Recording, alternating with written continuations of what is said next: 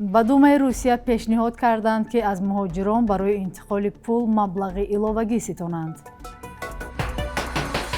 гурӯҳе аз вакилони ҳизби Русияи Удилио Справедливая Россия ба Думаи давлатии ин кишвар тарҳи қонунеро пешниҳод карданд, ки тибқи он аз муҳоҷирон барои ҳар як интиқоли маблағ 3% ҳаққи хизмат ситонида мешавад. раиси ин ҳизб Сергей Миронов ҳангоми муаррифии ин тарҳ гуфтааст, аксари муҳоҷирон дар Русия ҳеҷ гуна андоз намесупоранд, вале маблағҳои бузургро аз кишвар берун мебароранд. ба гуфтаи ӯ, аз ин кор буҷаи Русия як тин ҳам ба даст намеорад ва вақти он расидааст, ки ба ин гуна саховатмандӣ хотима дода шавад. ба гуфтаи Миронов, соли гузашта муҳоҷирон наздик ба $4 миллиард ба Қирғизистон ва $15 миллиард ба Узбекистон интиқол доданд.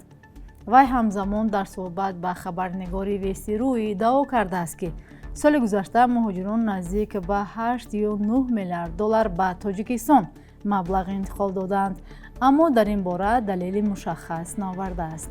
дар сурати қабули ин пешниҳод, он метавонад ба шаҳрвандони Осиёи Марказӣ, аз ҷумла ба муҳоҷирон аз Тоҷикистон таъсири манфӣ расонад, зеро ҳазорҳо муҳоҷири тоҷик дар Русия кор мекунанд ва маблағи фиристодаи онҳо барои хонавода ва кишвар бисёр муҳим гуфта мешавад.